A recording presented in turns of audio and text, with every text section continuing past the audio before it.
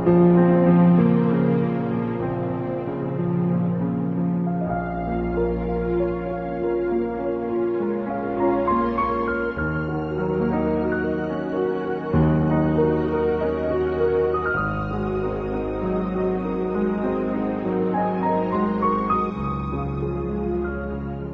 vida dels habitants d'Oliva a principis del segle XX estava molt lligat a la terra.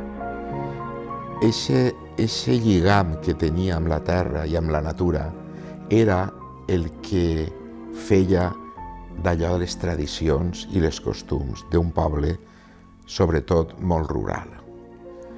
I també, el més important de tot, era la comunicació entre les persones més pròximes, els seus veïns. Això era realment una manera de viure.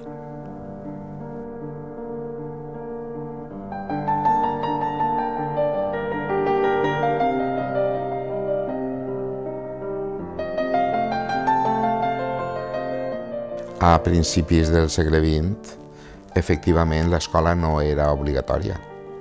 Per tant, anaven si podien anar, perquè hi havia xiquets que a molt temprana edat ja tenien que anar a treballar.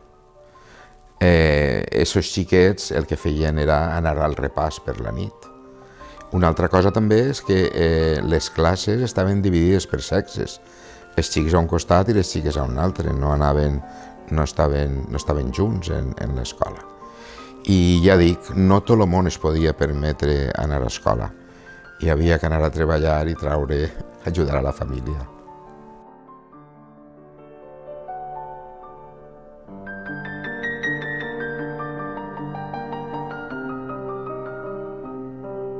En l'escola anàvem ahir a l'Ajuntament, al costat estava l'escola. I Consuelo Sanz, que era d'Oliva, venia, és que anaven menudes i grans totes juntes. I Consuelo Sanz tenia les menudes i una altra mestra que venia tenia les més majoretes. Que no era per, així com ara és per cursos i això, entonces no, entonces era tot a ull. No feien res de tot això.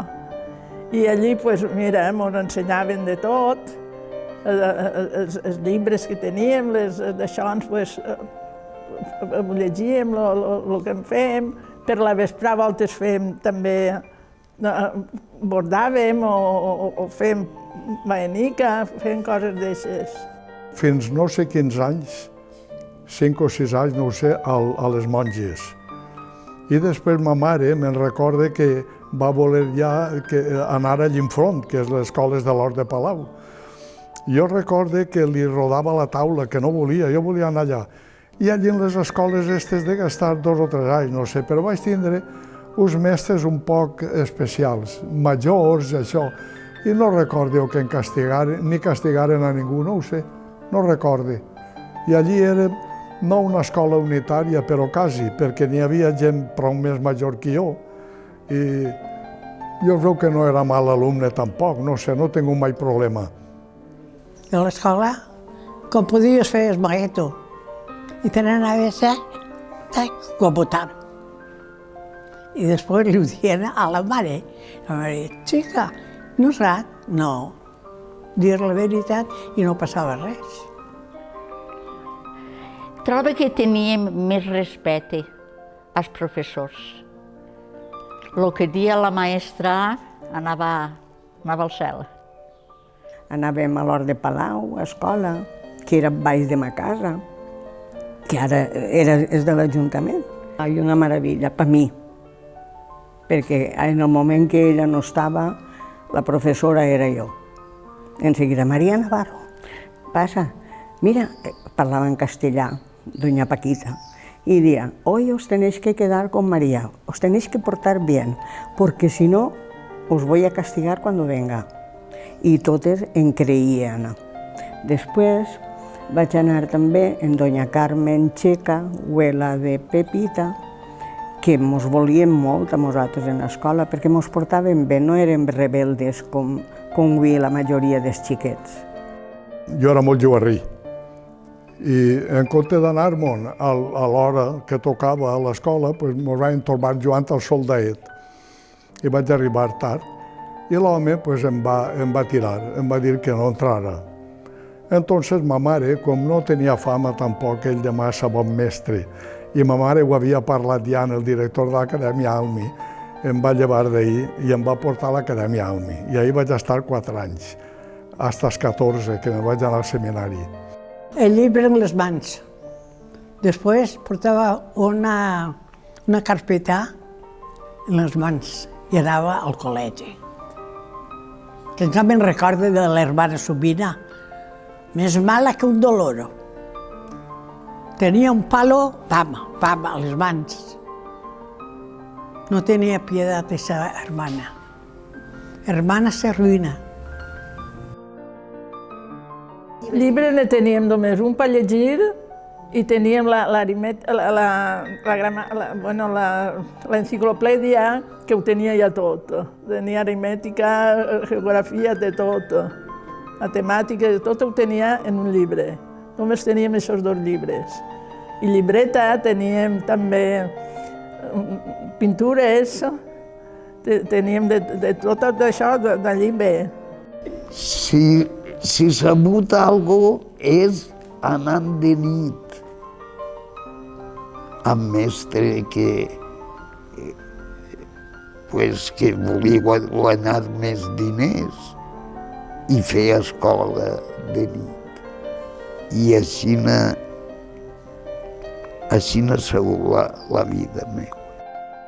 Als 3 anys vaig anar al col·legi, fins als 7 anys. I als 7 anys, per circumstàncies, vaig tindre un altercat i em vaig agraviar. Agraviar, que vaig plorar i vaig disgustar. Entonces, jo ja no volia tornar. Però així i tot vaig acabar el curs 2 mesos que em faltaven. Jo anava a l'Hort de Palau i el mestre era don Tomàs, que alguns d'ací algú haurà anat a ell. I solia així posar, mos feia posar la mà i mos pegava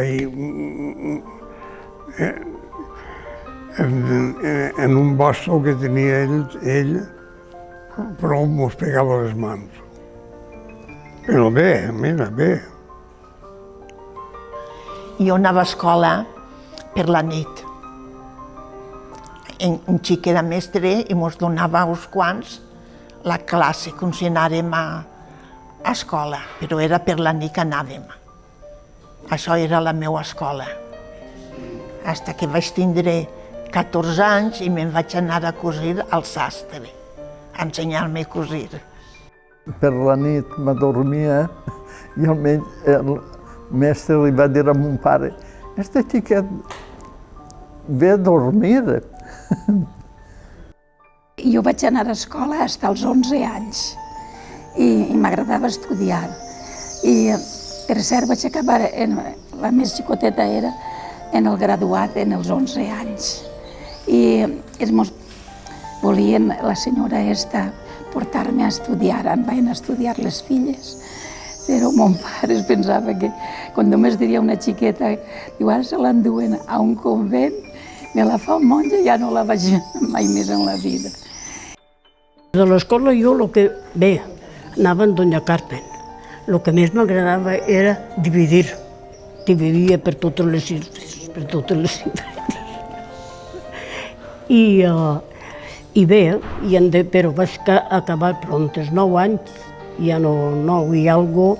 Allí no feia tanta fred, tancaven totes les portes del pati que tiraven i tot això, i ens aguantàvem, anàvem ben abrigats, potser no llevaves l'abriguer que portaves o el jaquetonet, entonces nos estilava molt. Era abrigo, el que portaven sempre. No he anat a escola. Desesperat. Va vindre un moment que vaig anar una temporada amb Juan Blay, a l'Ajuntament. Juan Blay escrivà. Ja no vaig anar més. Anava en fora. I vam muntar l'acadèmia Almi, que allí pues, anaven, i et metien de nit també. Vaig anar a la temporada de nit, de 8 a 10, per exemple, o de 6 a 8, i mira si era listo, que el primer que feia, donava a la casa sense entrar al vàter a fumar. Ojo, Jo anava a escola a la Falange, que era una escola que hi havia molt vella. I allí, aquesta escola, molts anys, hi havia un tros rodat, que això posaven la trillaora quan trillaven el blat, també. Posaven la trillaora allí i hi havia tot rodant de roses de petit mení. I nosaltres, pel mes de maio, ne portàvem a Doña Milagro, que era la meva mestra. Vaig anar allí fins als 14 anys. I van ser les primeres que ens van donar el certificat d'estudis. Recordo jo que anava a l'Hort de Palau i estava apuntant, entonces estava en el professor era don Tomàs, un home que... I eixíem a la pissarra i apuntaven cada un. Jo estava apuntant curso 52-53. Això ho tinc ahir com si ho tingués escrit. I en això entra mon pare, parla en el mestre i m'ha de portar a plegar olives, que entonces plegaven les olives, però es torró, encara. I, bueno, total, que d'ahir recordo jo l'escola que tinc. Després ja anava per la nit a una acadèmia a ensenyar-me a llegir i escriure les 4 regles, que hi havia, només buscaven allò. Mira, que sàpiga les 4 regles ja està bé. I això és el que recordo jo de l'escola de menut. A 5 anys ja llegia com ara. Anava a les mongetes. Entonces vaig anar fins als 12 anys. Després, per necessitats d'ajuda en casa, perquè sóc la major de 6. I ma mare tenia molta il·lusió en els estudis, però no podia ser. Entonces, després vaig anar a l'acadèmia Almi, a Don José, 3 anys més. Després vaig fer el corte, el sistema Martí, que era el que s'estilava, i major de 6, Recordo que el llibre era Càlcul mercantil. I la geografia, això per mi no existia. Existia era el dictat. Que això del dictat, me recordo, per a mi va ser el millor, perquè després ho corregien, faltes d'ortografia, punts, comes i tal, que a mi això m'entrava o no m'entrava, però això m'alegrava. Vaig anar una temporada a l'Acadèmia Almi i sense acabó.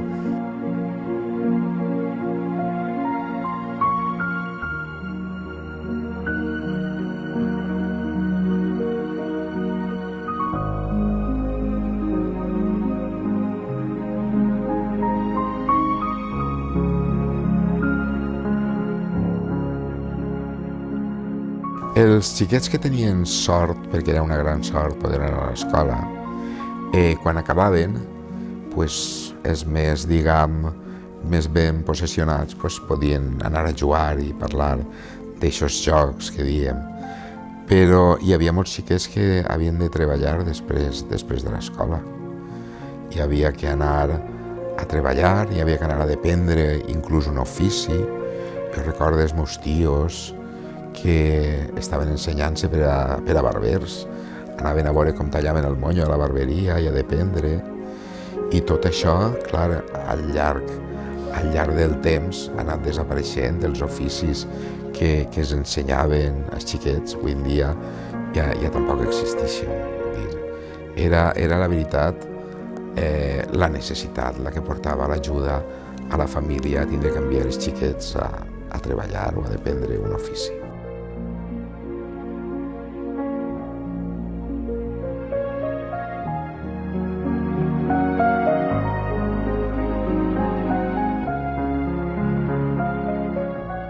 Quan acabàvem l'escola m'anàvem a casa. Ens deixàvem els llibres i tot això i m'anàvem a jugar a la placeta. Jugàvem a botar, a xives, a tot. Jugàvem amb tot perquè quan no hi havia cotxes ni res, jugàvem a córrer per mig del carrer i tot això perquè no hi havia cotxes. Després vam vindre els cotxes i ja no. I quan anava a escola encara, els dijousos teníem lliure per l'espre. I entonces me n'anava a casa el director del Banc de Vizcaya a per la xiqueta i me la portava a casa. I entonces ma abuela me l'agarrava i jo em posava a jugar amb les meves amigues i ma abuela la cuidava. I ells ho sabien, això. I total anava per un berenar. Segaven i quan segaven deixàvem brotets i nosaltres, un xic o dos com jo, anàvem plegant les palletes eixes que tenia l'arròs. Dir als teus amiguets, si volen guanyar un quinzet, a replegar totes les panolletes eixes. I anàvem i replegaven aquells homes 2 pessetes, els xiquets, i jo em quedava mirant, jo treballo més que ells, que traques cabassos. I vam passar la vida així.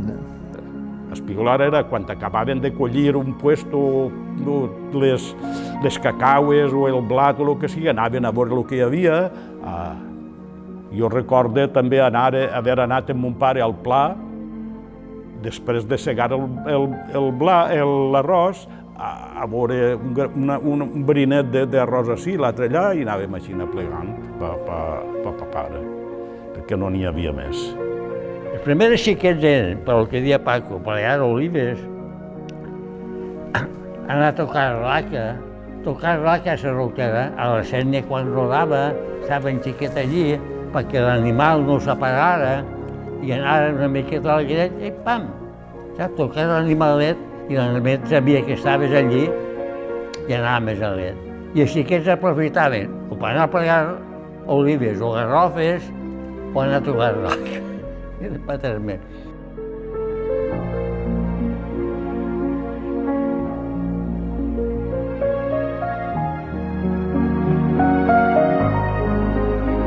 Jo tenia 7 anys i en la comunió jo vaig comulgar perquè tenia un tio, cosín germà de ma mare, que va cantar missa i va fer el dia de la cantar.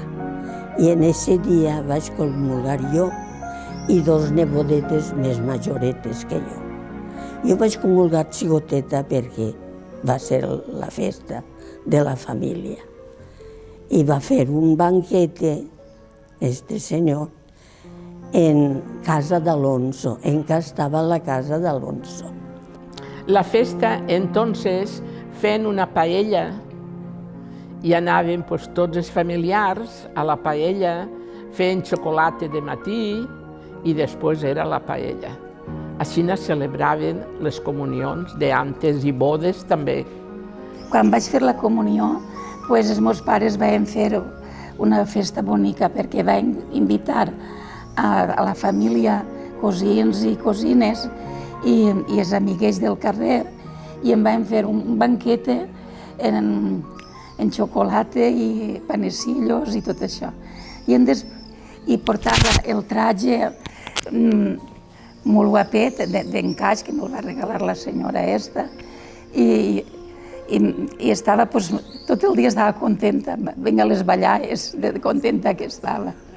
El meu vestit, un vestit blanc de comunió, que vaig anar a la Casa de les Comuniones a València a comprar-me-la, d'organza.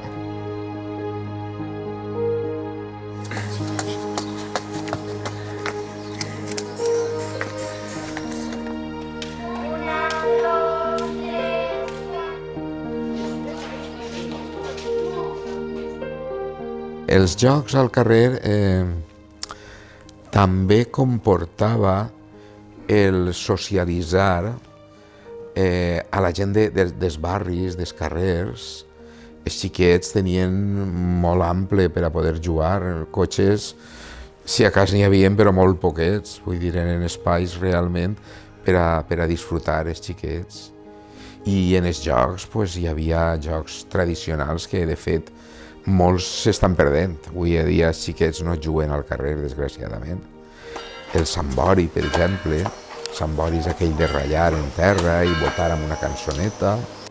El botar a la corda, aquests són jocs més de xiques en aquesta època. Després els xics tenien, per exemple, jugar als bufos. Jugar als bufos era replegar les caràtules de les caixetes de mistos i amb una xapa de sabata vella l'havies de traure d'un rogle. A les potes també passava igual. Hi havia una sèrie de jocs. A la quita amagat podies també jugar. A fer arca, sobretot, això hi havia que quedar en les quadrilles d'un barri o d'un carrer i anar en l'altre i dir a tal hora farem la guerra, mos veiem allà al castell de Santa Aneta. Això també, en aquesta època també es feia. Avui en dia els xiquets, ja saps el que passa, amb tota la tecnologia no solen eixir molt de casa.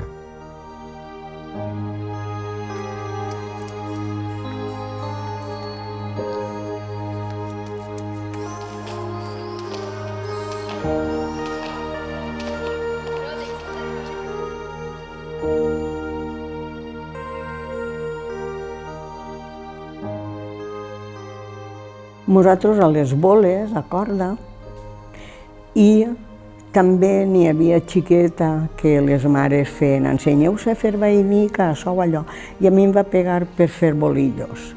I baix d'una farola, una senyora d'allí al carrer ja major, em va ensenyar a fer bolillos. La meva germana era tot cosir. I tota la roba de ma mare que tenia per cosir li la va gastar per fer bates a les tines. Eren prou travieses les dos. Joguets jo entonces, pocs o molts no, però alguna coseta sí que les abueles i els abuelos mos portaven les coses, alguna coseta d'aixes, però molt poquitiu. I fem unes jugates que mos agarràvem de carrer i acabàvem en un altre. Però, en fi, vam passar. Jo me'n recordo que ho passàvem prou bé encara. Prou bé. Joguers no en tenia d'aixos de... A mi el que em deixaven era un llibre, casques que diuen, cosa dolça, i pràcticament res. És el que em deixaven els reis. I si jo he jugat alguna volta així a soles en casa, jo cavallers no n'he tingut mai, però en la rajola jo feia el cavallet, em feia la sarieta, me la cosia jo, em feia la sarieta i jugava. I de jocs, una volta vaig tindre un poquet que eixia jo més de casa i això, la pilota a mà que jugàvem davant del rebollet que estava al mercat ahir. I ahir n'hi havia entre paraes i casetes, hi havia una estirada i ahir jugàvem a pilota. Després ja vaig passar al trinquet també, jo era molt jugarrí. I al futbol també, però menys, jo era més de la pilota, però li pegava molt bé les dues coses. En el seminari vaig ser futbolista, en compte de pilotari. Els reis portaven molt poquetes coses als xiquets, però nosaltres teníem algo de joguet. I ens vam encapritxar, la meva germana i jo, en un nino grano. I ens compren un nino així de grano. Ma mare li fa la vestimenta, sabatetes, tot de lo més bé. I les xiquetes del carrer venien a jugar en el nostre Pepito. I bé, però de tant de besar-lo, mos van embrutar. I un dia que no estava ma mare, diem, llavem-lo, pobret. Mos posem a llevar-lo, mos toquen a la porta, mos anem a obrir i quan pugem el nino no cabia dins de la safa, era de cartó. I mos se va desfer ma mare, senyor, en lo que costava entonces. És que estava brut i l'han llevat. Bueno, allò va ser el fi de món en el carrer. Joguets, en aquest moment no me'n recordo perquè eren tal. M'ho regalaven una nina per Reis i després, ai, mira, ja ha desaparegut la nina i la guardàvem per l'any següent. Com jo tenia 2 germanes més, doncs anàvem passant-ho d'un puesto a l'altre.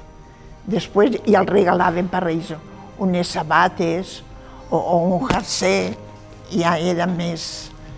Al fer-te més fadrina ja era una altra cosa, però com ara... Els meus rebesnets tenen per parar un tren de coses. Antes això no ho teníem, una coseta. I quan es tancava eixa teníem una altra. Però han sigut felices en la nostra època perquè tots tampoc no teníem el que teníem nosaltres. Antes massa poquet i ara massa. Massa...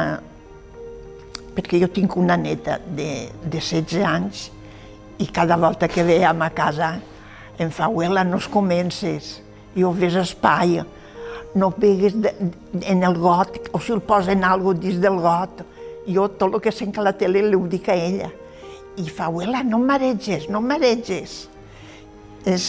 Antes era molt poquet, no podies eixir casa i de casa. Jugaves, quan eres més joveneta, jugaves, ara se'n van a la discoteca i nosaltres entonces jugàvem a la corda, a botar. I és això l'únic. Jo tenia el rei Menxora i sempre venia en una haca, quan fos un cavall era una haca, però era així, i venia allà a la porta de casa i jo li dia un verset i em deixaven els joguets. Després, ja el dic, si alguna volta eixíem al carrer i t'ajuntaves amb les amiguetes, jugàvem a les boles, a pago,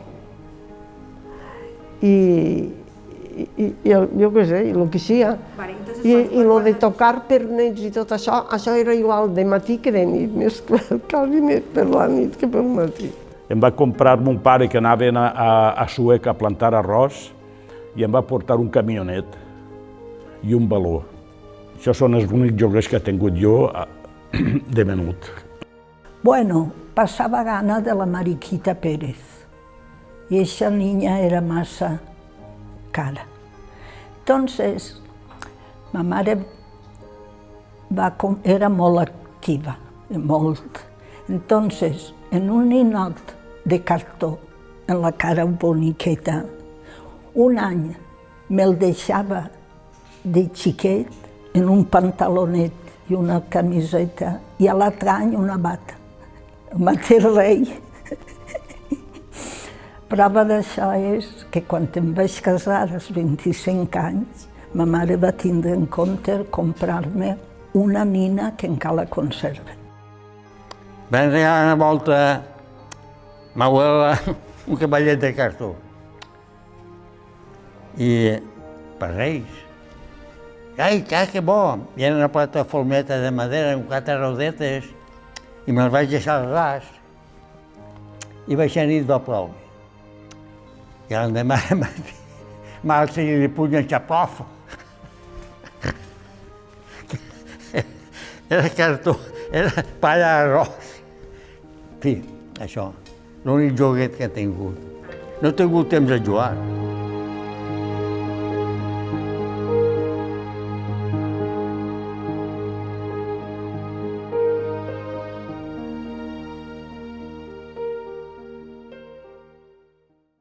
Primeries del segle XX, en general les cases eren molt semblants, les cases de llauradors, diguem.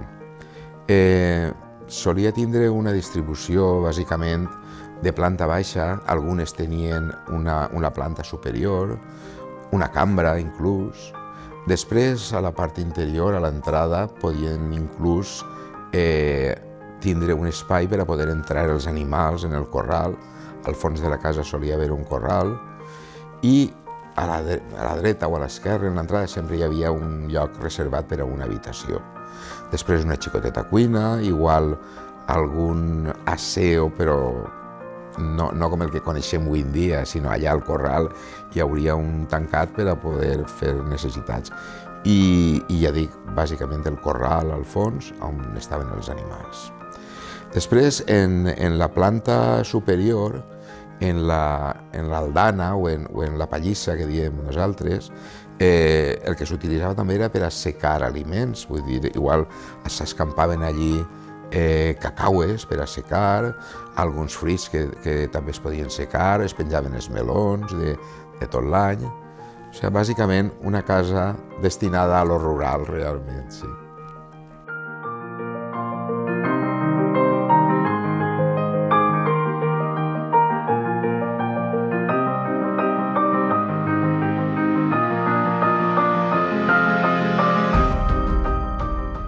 Les cases, les normals, perquè tota la vida han hagut cases més bones, més boniques i més normals. Era una casa a l'entrada, en si a lo millor a la dreta hi havia una habitació, després, jo diré com era ma casa. Hi havia una habitació i en ça després entraves i era com si fos un comedor, que hi havia una ximenera en terra. I després entraves més a dins d'un altre navà, hi havia un pati en plantes, i allí tenies el pou, i bueno, tot pascurar i tot això. I després del tot passaves al corral que diuen.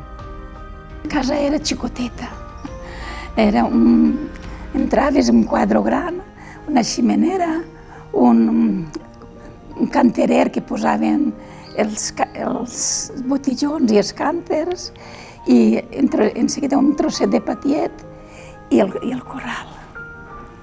Era una casa un poc especial. Hi havia una espècie de rebost que baixava una altura així de baixar. I el pati i d'això de darrere, el corral, estava un poquet altet. I per eixir al pati tenies que alçar la cama, probablement a aquesta altura. I eren portes antigues i tot això. I ahir hi havia un rebost que recorde que quan mon pare feia creïlles o moniatos, cacau, el que fora, allí ho guardava. Hi havia molt de lloc. I hi havia una espècie de, el que en castellano diuen pollo, no? Corregut, així, no? I allí guardàvem les coses. Jo me recorde que guardava les boles de jugar o els bufos que jugàvem al carrer i això, pilotes, jo me guardava tot allí. La ma casa resulta que era la casa més bonica del carrer Governador. La primera casa que es va fer. Ma mare era fadrina. Y mon abuelo era mestre de obres entonces, que és un arquitecto antes. I mon abuelo va fer una casa molt bonica, amb balcons, una casa bonica, amb talla, al comedor, una casa molt bonica en aquell entonces. La cuina tota xapada de taulells, se ne fa la ximenera.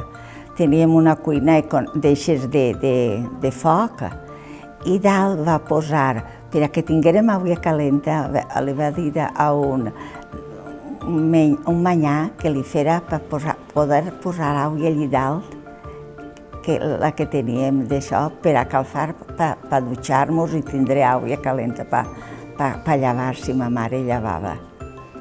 En ma casa, jo recordo la casa que teníem, com més prou gran, dalt teníem diverses habitacions i les habitacions de baix.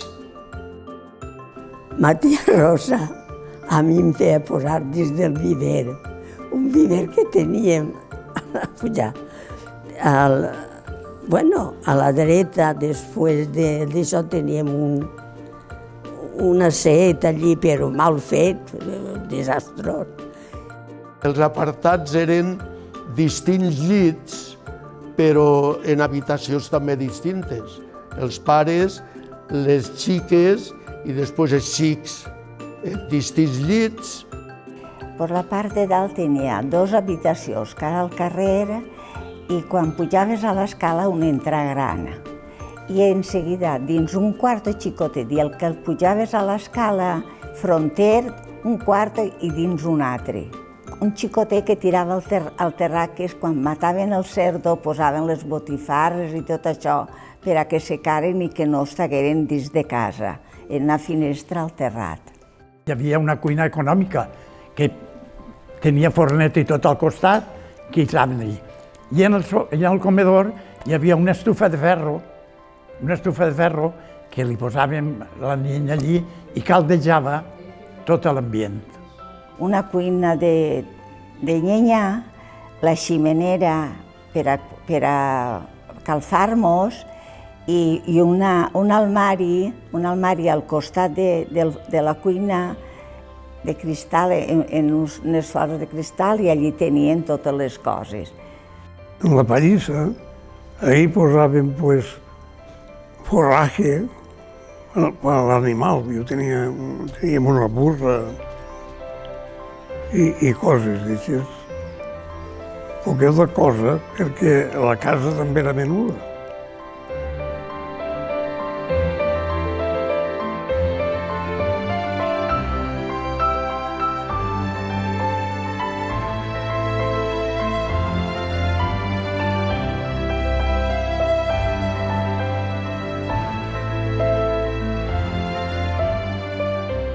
Una pica ben gran.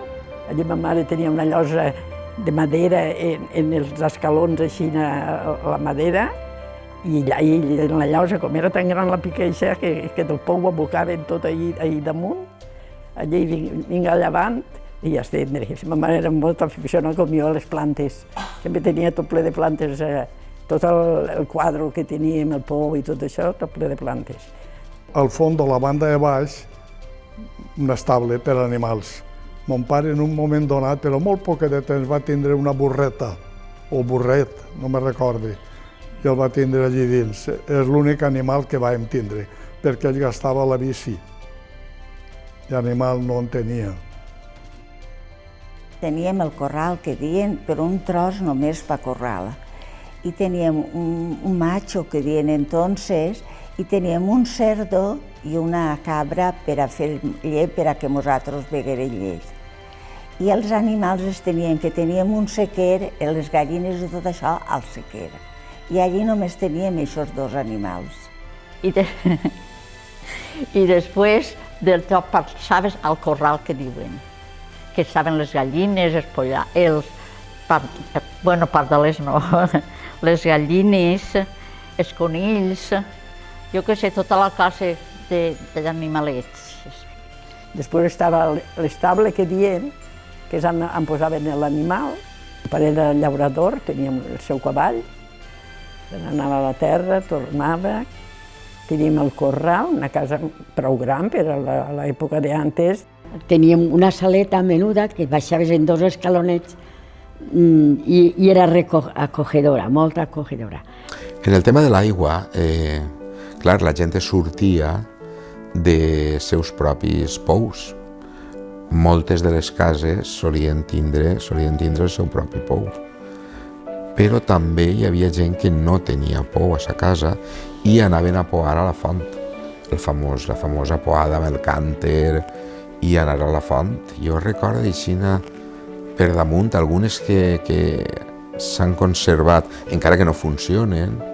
Al carrer Sant Llorenç hi ha una font, a la plaça de Sant Isidre, al Pou d'Alzina. El Pou d'Alzina era un lloc on es podia poar també. I clar, ja després, en l'any 27, és quan es posa en marxa la construcció i tot el traçat de l'aigua potable, que per fi s'inaugura en el 28, l'any següent. Nosaltres hem viscut tota la vida ahir al carrer del Carmen. Teníem una casa, no era molt gran, però teníem una casa bé, amb pissaeta i tota seeta, i teníem aigua potable darrere de la porta, perquè entonces no n'hi havia diners per instal·lar cosetes, i les persones venien moltes a poar a ma casa perquè no tenien aigua. Però ma mare era un poquet manioseta, i no sé si coneixeràs la Font del Merdero. Allí era una aigua que diuen que era molt bona. I ma mare mos enviava a les 2 i totes les del veïnat mos anàvem a poar a la Font del Merdero. I quan veníem, l'agarraven el botijó. És que és bona esta aigua. I havíem poat a la placeta de l'Ajuntament, que n'hi havia una fonteta. I nosaltres mos ríem. I entonces ma mare deia, ja heu poat a qualsevol puesto, no? Quan a la Font del Merdero. La llum i l'aigua en ma casa es va posar molt pronte, però tots no ne tenien. Això han ser seleccionats persones com pensaven, com aquest tio meu, que festejava en Matia, i ell era un xic modern que estava a l'Ajuntament d'escrivent i tenia gust d'aquestes coses. Tindreu liquidat, això. A ell li agradava la llum i l'aigua. En ma casa no hi havia aigua, el que hi havia antes en els carrers hi havia moltes fonts i carrers i carrers no tenien font. I estava el pou d'Alsina, que ara no l'usen, però encara existeix, està allí. I anàvem al pou d'Alsina a pouar en canteres d'aigua i jo vivia a propet perquè vivia al carrer Sant Josep i anàvem i pouàvem aigua. Que no tenia aigua al corrent, tenia un departament en unes jarres així, grandotes, cànters, que es diuen cànters. I allí posaven aigua i d'ahir la gastaven. Una jarra gran rebia l'aigua allí en el pati. I que jo recorde que en ple hivern així anava a llevar-me i feia, ui, això està molt gelat. Estava a l'aire lliure. I ma mare una volta em va fer, me'n recorde, en l'Emili et passarà això també. Ja no em vaig queixar més jo, que l'Emili em llevava el que fora l'aigua ben freda i tranquil·lament.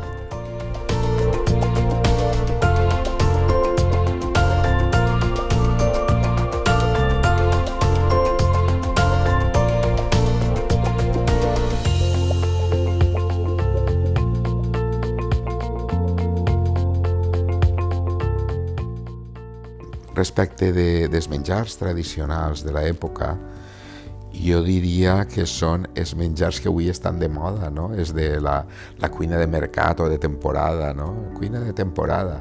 La cuina de temporada ja era, a principis de segle, ja era el que es feia, perquè així es menjava, vull dir, del que donava la terra, i en aquest moment no podies comprar tomàquets a l'hivern, però quan venia l'estiu tenies tomàquets. Després els menjars tradicionals, els arrossos caldosos, els arrossos secs, les paelles. Després la gent, clar, anava a pescar i tenia una quantitat de peixos distints, inclús les anguiles, que feien un plat molt tradicional, que és l'allipebre, que continuem disfrutant-lo. Això era cuina mediterrània i cuina de temporada. La caça. Anava la gent a caçar, també criaven en casa algun conill, alguna gallina, algun pollastre. Tot això era fet de casa, vull dir, era més de temporada no podia ser. Els arrossos típics dels llauradors, arròs caldós. Jo soc un molt menjador sempre, no tinc problema de res. Antes jo feia, a veure si fem un pancova, i ho he explicat el que era el pancova, perquè jo menjava pa de dacsa. En l'estiu pa de forner, però en hivern molt de pa de dacsa, menys els caps de setmana. I ma mare, arrossos i això. A mi el formatge no m'agrada, menjava pa i sardina, potser me l'esclafava darrere la porta i li feia els xorrolls i ma mare s'enfadava. I posava jo la sardina eixa salà, a esclafar, me la posava entre pa i jo feliç. Els aliments es conservaven com es podien. Molts, si tenien pou, agarraven unes bolses i en una cordeta el tenien allí. Inclús, si tenies un poal, si posaves un meló i tens un pou, efectivament sempre estava fresc. Després, per als aliments, així de tindre, per exemple, la salaura no, perquè la salaura segurament jo me'n recordo que la tenien a banda, però en la carnera normalment es posava el nom. La carn, botifarres, llonganisses, i això rodat de tela metàl·lica, i es conservava. Normalment això es posava en la cambra o es posava en el pati i allí ho teníem més a mà. De tota classe. uns dies arròs, altres dies arròs al forn, altres dies paella, puchero, mataven les gallines, feien puchero els diumenges, quasi tots els diumenges feien puchero. Pues pescaven i agarraven el peix, el netejaven, l'obrien per la meitat, li posaven una canya enmig i el posaven en una carnera a secar. I l'untaven en oli, pebre roig i all i no sé què, i estava allí sequet i estava de meravella. Estava boníssim. Quan tocàvem el salat, pues, un trosset d'això, una sardina a torrar.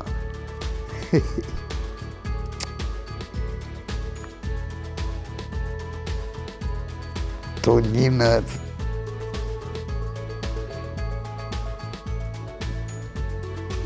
Tonyina de sorra. Quan anava ell a treballar, solia coure el recap d'antes, el recap el cuia en la cassola, i jo ja m'havia ensenyat a abocar l'arròs, perquè ella solien vindre tard. Feien arròs caldós, paella amb floricol, en aladroc, coses així, perquè mon pare, com no era menjador, i al dormir de dia i treballar per la nit, pues, tampoc no podia fer menjars molt. I mos feia ma mare a nosaltres el que mos agradava. Jo, si ma mare feia arròs o alguna cosa, jo sempre el soller per mi. És l'únic que menjava jo. Arròs caldós, paella, els diumenges feia un puchero, perquè tenia un tio fadrí que estava amb nosaltres i una dona que li ajudava a ma mare, érem 7, menjant sempre. I feia puchero i arròs a banda i arròs. I la dona que estava amb nosaltres pastava allí. Ma mare no comprava moltes coses per al menjar, perquè mos donaven de cada cerdo, de cada animal o bou, donaven una mostreta, que era un tros de magre, perquè el veterinari ho inspeccionara. I entonces ese plat que posava ma mare era després per fer el menjar, perquè no tenien res per fer el menjar. Fèiem fesols, mon abuelo feia fesols, fèiem melons, feia de tot, però la carn pues, la teníem. Quan matàvem, tenia un corral que criaven gallines i animalets allí. Quan mataven l'animalet, el posava dins la gerra. Quan va vindre, això ja molt des que anaven venent gel a quarts i a mig, o segons el que hi comprava. Un quart de gel, l'enrotllava en un sac i ho posava allí, dins de la gerra, per aguantar la carn, i quan no, la feien frito. Teníem oli i la feien frito en gerres d'això, i això era... Així no es passava. Molt guisadora. Bueno, pues igual fèiem fideuà, ja, en aquell temps, fent paelles, en solemnitats, en saladilla. Ma mare recorda per Nadal que posava esta banderetes al comedor.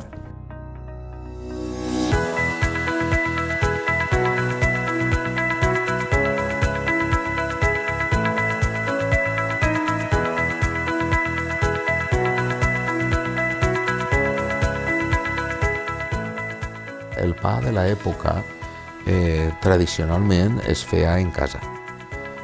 No és com ara que les panaderies te'l proporcionen, sinó que les ames de casa es feien el seu pa i es posaven a la llanda i ho portaven al forn per a coure el seu pa.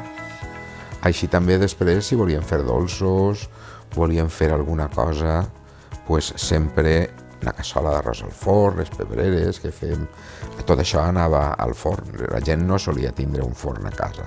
Ja dic, la gent d'una economia, diguem, de llaurador, no? és difícil que tinguérem forn, entonces tot anava al forn. Després, el pa, després de la guerra, amb la manca de farina, de forment, és quan es parlen els nostres avis del pa de dacsa. El pa de dacsa era una cosa superpesada. Clar, es moria la gent en gana de menjar-se un tros de pa de forment. Això ja va ser després de guerra. El pa el pastaven en casa i el portaven al forn a que es coguera. En una setmana, potser pastaven una volta i el guardaven dins de gerres i això perquè no es secara ni res. S'aguantava tendre. Pastava ella. Ma mare s'anava a treballar i la madame pastava. I se li passaven les dones al forn perquè quan la pasta es feia bona tenies que fer el pa perquè si no es feia ruïn. I si algú li volia passar davant, primer sóc jo, com un carabinero allí davant de totes, i allí fenyia i feia els pans ella. I quan venia ma mare, ja ho tenia tot averiguat. Ma mare feia pa i feia les mones, feia de tot. En la farina que compràvem, perquè no teníem blat, compraven la farina i amb llevadura feien el pa. El portaven al forn de l'entaulellat. Estàvem en casa. Jo mateix tenia 10 anys quan ma mare va tindre la meva germana i ella després, quan va ser el temps, se'n va anar a treballar. I ma abuela i jo la cuidàvem. I mon pare em va dir a mi com tenia que pastar. Jo pastava i feia el pa i el portàvem al forn i després, en mitja hora o 3/4, el pa ja estava cuit i ja la pac a casa. Que era lo normal, tot ho portàvem al forn. Les cacaues, els moniatos, les quedadilles, tot ho portàvem al forn, perquè no n'hi havia, com ara n'hi ha de tot. Pastava pa de dacsa. El pa de dacsa és com si foren les mones, però bufava i en seguida li llevaves i dins hi havia uns huecos. A mi no m'agradava el pa de dacsa i ma mare, a pesar d'aquest pa d'ordi que feia, mira, i era més dur que una pedra, si el menges aquest trosset, de dacsa, la mare el donava a xatre i per la golosia o d'això, de menjar-me'n una, em menjava l'altre.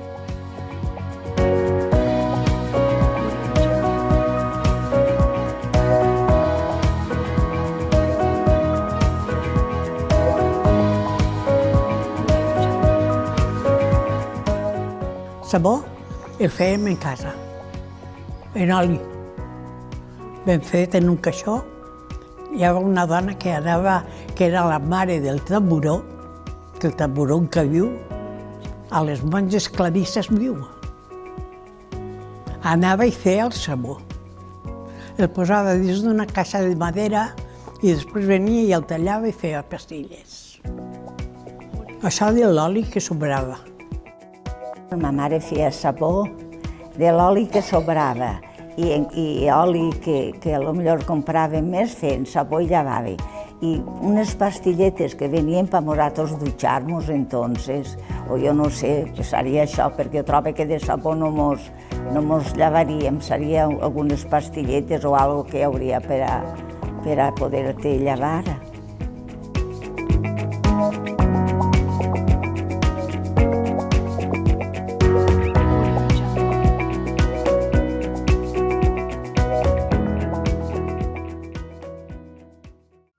Estiguar era algo com molt extraordinari, no?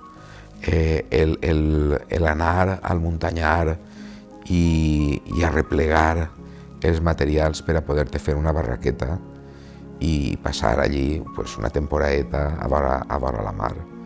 Igual eren barraquetes de senill, de canyes, N'hi havien de fusta prou més avant, això ja va ser un poc més avant, però al principi estiuar era d'uns quants dies en l'estiu, no era tampoc fer tota una temporada d'estiu. I la gent allí feia tot, vull dir, cuinava, si no hi havia aigua la portaven en cànters i sobretot també en Sant Jaume i aquestes èpoques, clar, la gent feia molta festa, carregaven el carro i la burreta i se n'anaven cap avall i muntaven aquestes barraques i feien festa i portaven menjar i la guitarra, vull dir, i la gent, doncs això, o sigui, es muntava la seva festa en aquests dies d'estiu.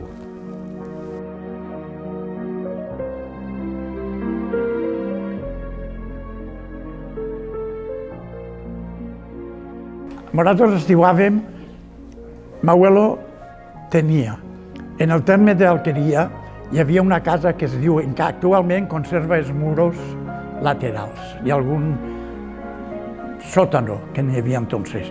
I entonces aquesta casa era una casa de jesuïtes i els jesuïtes tenien allí 100 fanecaes d'hort. 100 fanecaes d'hort que els jesuïtes van anar alquilant parcel·les a distintes famílies. M'abuelo tenia 22 fanecaes allí en la propietat eixa i nosaltres anàvem menudets a berenejar allí. Enfront de la casa eixa hi havia, m'abuelo tenia, antes dels jesuïtes, tenia 4 fanecaes. N'hi havia una caseta menudeta que tindria 30 o 35 metres quadrats. Però anàvem a estiuar allí, quan s'acabava el col·legi, anàvem a estiuar allí a la casa d'Enric. I en la casa gran, que era una casa senyorial, tenia forn, 8 o 10 habitacions, era una casa molt gran. N'hi havia 4 famílies que anaven totes a estiuar allí. Nosaltres teníem la casa menuda de 35 metres i enfront teníem 3 habitacions i, clar, la casa era molt gran, era una casa com si fos esta, un caseró molt gran, en piso i tot, i anàvem allí i ja estava. D'allí anàvem a Alqueria a comprar la carn, el pa i a missa. A missa això era precís anar entonces. Anàvem tots allí a missa. I, clar, allí en l'estiu es formava 4 o 5 famílies, totes de rogle, trotejant, encenien el forn, un feia coques, l'altre pebreres facides, l'altre tornava moniatos. I fem una tertúlia grandíssima. Jugaven a les cartes, moltes jugaven a les cartes, per rogles, un jugava a les cartes, l'altre al parxis, l'altre al dòmino, saps? I així passàvem. I allí en el camp teníem tota classe de fruita, raïm, pomes, ciruelos, melons, pavilles, teníem de tot. En l'època aquella, nosaltres teníem de tot allí. Tenia una germana, dic una cosina germana, que anava en ell a estiuar, i l'home feia una barraca.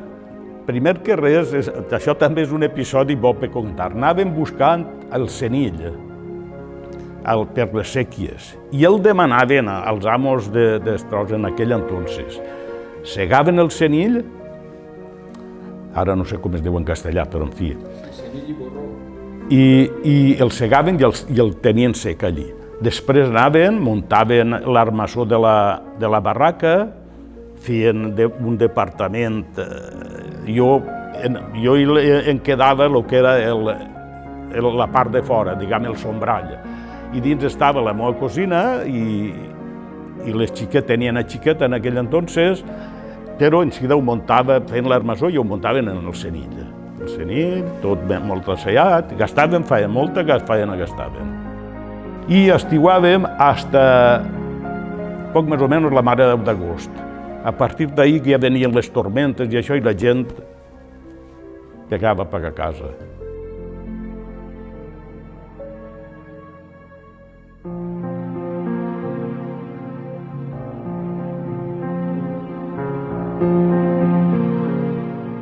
Els llevadors eren llocs tradicionals, vull dir, a Oliva n'hi havia un a Verge d'Olles Vives, que si no el recorde, però després, en l'any 32, es va construir el llevador de la Vall de les Fonts. I este sí que el recorde. estava situat on està avui en dia la Creu Roja. Bé, doncs les dones havien d'anar al llavador, precisament, a fer la seva feina de la bugada, clar.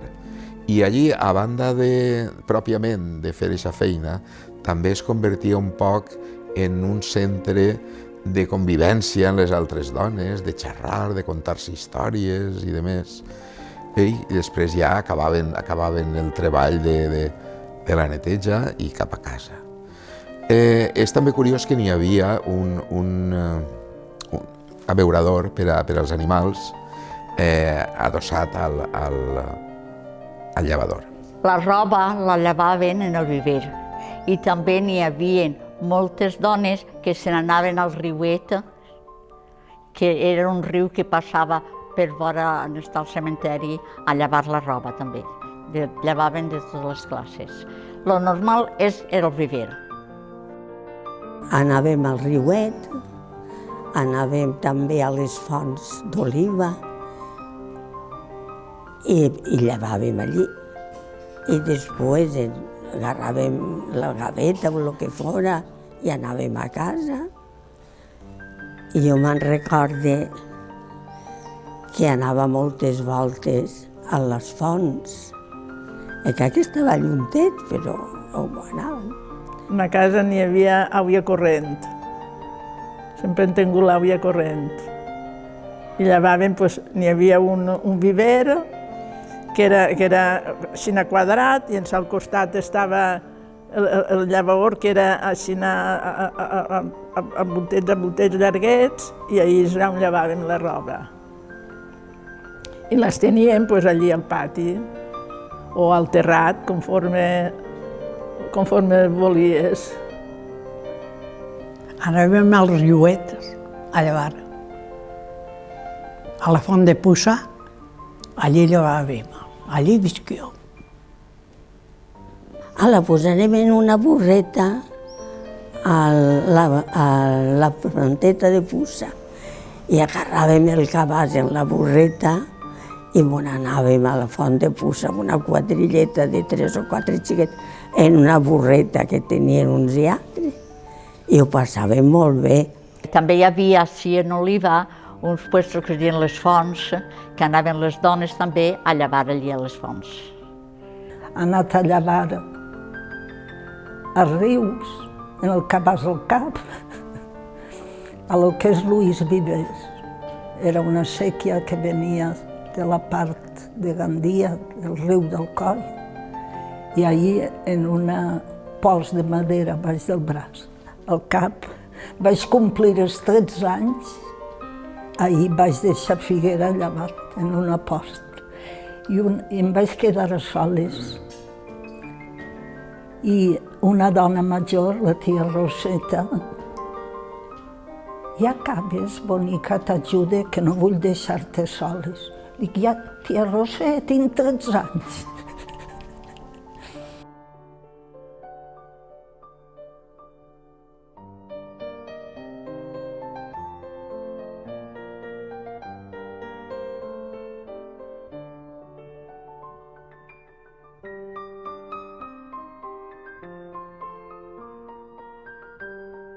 Respecte a la venda ambulant era molt curiós clar, t'havien de portar a casa tot allò que no tenies, no hi havia tantes botigues, tants comerços com avui, qualsevol cosa trobes. Per exemple, hi havia l'esmolador. L'esmolador era una persona molt coneguda, a més que anava en la seva flauta de pa, que feia una musiqueta molt coneguda, no? I ja sabien les dones que havien de treure les tisores i havien de treure els gabinets per esmolar. Després també estava el tio Paraullero. Tio Paraullero, si se te trencava una varilla del paraigües, doncs havies d'esperar a que passara el tio Paraullero per a poder-te-lo arreglar. Després, un altre dels oficis i dels que anaven ambulants per els carrers era el matalafer. El matalafer t'havia de buidar tota la llana de dins del matalab i estovar-lo i posar-lo Després també hi havia un senyor que es dedicava a arreglar perols. Vull dir, si se te feia un forat al perol, doncs aquell home s'assentava a la vorera teua i allí treia els seus ferraments, les seues eines i t'arreglava els perols. Hi havia un personatge, este és molt d'Oliva, que li diuen el tio Rotovero. El tio Rotovero portava un carro en una burreta i venia aigua en garrafes perquè diuen que era una aigua que tenia propietats. No sé exactament si eren per al rinyó o per a què, però diuen que tenia, i anava venent l'aigua per el carrer. Després les cadires al cap del temps, la bova, s'estropejava la bova i havia que canviar-la. També teníem l'embobador, amb les seues tires de bova que portava i les tirava en la vorera també. L'arrop, que era l'arrop i tallaetes, això era molt tradicional també, com a venda ambulant. I una cosa que ens han contat és el tema de les pells de conills, que es canviaven per caixetes de mistos. Jo això no ho he acabat mai d'entendre. Suponc que elaborarien alguna cosa amb la pell de conill i a tu te feien un regal i te donaven una caixa de mistos barata la pell de conill. Coses d'estes són les que més o menys recordem de la venda ambulant, sí.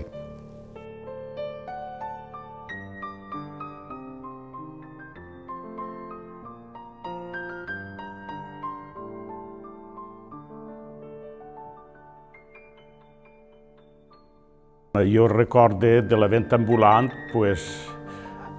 persones, per exemple, les Marianes, pescateres, anaven les dues germanes agarrades en un caixó de madera, el peix dins, i anaven xillant, cridant, dones peix, i corrien pel poble venent Després ja es muntaren al mercat i anaven al mercat. Els divendres anàvem al mercat a comprar i normalment, quasi tot, mon abuelo mateixa era llaurador i feia de tot. I li donava a ma mare de totes les coses que tenien, de fruta, de tot, com entonces tenien de tot. També n'hi havia paraetes que venien d'això, arròs i tot això sí que anaves a comprar-ho a la botiga. Eren botigues, era una casa que havien posat botiga i en pau, no era res de supermercats. Que l'afilador anava pel carrer i anava xiulant a l'afilador i en seguida eixíem. Era una botiga de tot, des d'aliments, perquè en l'època de la guerra el racionament que feien era d'arròs, oli, el que tenien. Després tenia un apartat de llibres, un altre apartat de llibretes, bolis, llapis, borrador, tot. I en si un altre apartat de cuentos. Moltes persones feien productes del camp i posaven a la porta de casa per a vendre el producte. Les que tenien penques o bledes penjaven la penca allí al portal de la porta perquè la gent vegera i anara a això. Això era normalment el que jo recorde de la venda ambulant. Hi havia moltes persones que es dedicaven a fer fem, matèria orgànica, i la venda dels animals que anaven anant, n'hi havia uns quants que anaven al cabàs darrere quan feia, que hi havien dit que es deia salva si caga. Tot això que me'n recorde a penes. Hi havia homes que eren els matalafers que en quant venien, treien tota la llosa, la posa i la feien així, la feien estovar perquè i molt fent i ja estàvem. Matalafs normalment els que utilitzàvem en casa, quizá el de primera classe, podríem dir, és el de llana, i els de més humils o de segon classe són els de borra. La llana ja sabem que és de les ovelles i la borra normalment era dels tèxtils, de lo que realment, potser del deterioro, i el que es fan, les borretes eixes que es fan en la tela, pues això era més. Sin embargo, tenia un tractament, i el tractament l'havia de fer pues, normalment un que entenguera, i és el que venia desfer el matalaf, i entonces en dos vares, una per pegar-li i l'altra per expulsar, normalment entonces ell, pues, podríem dir, remossava un poquet i netejava tot el que podria haver, a lo millor en la llana, que s'havia desfet, pues entonces, pues, després estirava, igual com la borra. La borra també necessitava un poquetet d'esponjar-se. A l'any i mig, un home que ha mort vivia al carrer Les Fonts i en una tralla, una madera, la treballava tota. La feia molt bé. I això és el que després els gitaves, i els gitaves amb més gust, vamos, més planet, diem ara. Ara els espuma, però sempre s'ha dit que és més sa el dormir en un matalaf de llana. Però llana passajera de la que havia. Després va vindre la més bona i ho van canviar tot. I aquí tenia pallorfes, i conforme podien, o com es diu, gorra. Però jo no he conegut això. Jo he conegut llana, i prou. A nosaltres, quan ens varen dir que havíem d'entrar al seminari, ens obligaven a donar un sac de llana per a que ens feren el matalaf allí, perquè el matalaf era personal, de tal manera que quan t'acabaves la carrera, i així va ser, aquest matalaf te'l portaves a casa si volies. Els pares les tenien de llana i nosaltres les xicones les teníem de borra. Dormien juntes, la meva germana i jo, perquè érem les dos. Uns tenen la fama i altres carden la llana. Que això aplicat, per exemple, al barret, sempre s'ha acusat a les dones de que són més barreteres, quan nosaltres també, els homes, quan ens agarrem, per això pot ser aquest refran molt bé dedicat a elles.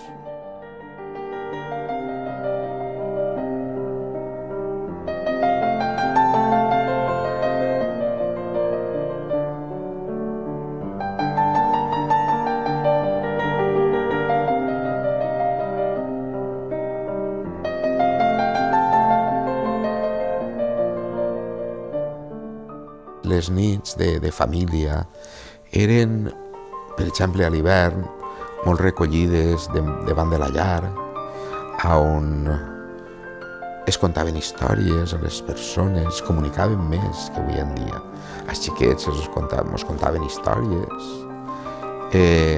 Si havia quedat alguna feina per fer del camp, o inclús gent que sabia fer manualitats per a fer espardenyes en la llata i amb productes vegetals, fer algun tipus de treball. Això en l'hivern era prou habitual. Ara, l'estiu era viure-lo al carrer.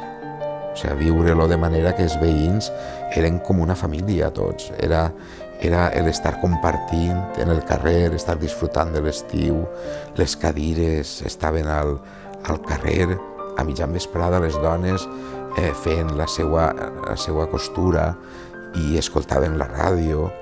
Allò era, la veritat és que era això, com una família, estar compartint realment aquests moments de l'estiu. Les portes obertes, ja t'he dit, era preciós. Era bonico perquè era una familiaritat tan gran que no tenies por a res. La casa oberta, Maria, i Maria potser estaria en un puesto que no podia eixir i al cap d'un ratet, però allí, nada. No s'ha conegut mai ningú fraude, ninguna cosa, no. Tot era amistat. El voler ser uns als altres a tota la vida serà el mateix d'alguns que són massa sinvergüences. I algunes persones que només fan que fer pegats pels altres. Pegats, ajudaetes, a fer faena, anem i fem això, anem i fem allò. Ells tenen una altra vida, teníem una altra vida, pobrets. Luego tiràvem avant en què havia poqueta cosa. Deixaves la clau al pany i podia entrar qui volguera, però normalment, sense això. Però ara... Vinga bé, que te les deia. Antes no criticaven a ningú. Però avui n'hi ha bona cosa que tenen la llengua ben llarga. Nosaltres no ho vam passar mal, menudes. Mos en ris prou. Mon pare era molt xiquero i mos feia... Entre que jo m'agradava cantar i mon pare em feia palmes, doncs allà anàvem. A la nostra manera érem feliços. Ara tenen que tindre més coses per ser feliços i encara no tenen prou. Nosaltres antes jugàvem a les boles, a botar a la corda i tot, érem feliços, a casar-nos. Però ara, mare de Déu. Però avui, que planten cara a les mares i a les abueles més, perquè les abueles diuen que això nosaltres no ho entenem. No ho entenem. No ho d'entendre, clar que ho entenem, ben entès, però les mares fan, no li diguis res, no li marmoles, que es fa nerviós. Ai, per l'amor de Déu. Vale, pues. Tot ha canviat a poc. Ara dona glòria anar on vas. A cada persona i a cada puesto saps bé com són. Si el volen, si no el volen, si treballen bé, si no treballen bé, ara tens de tot en esta vida.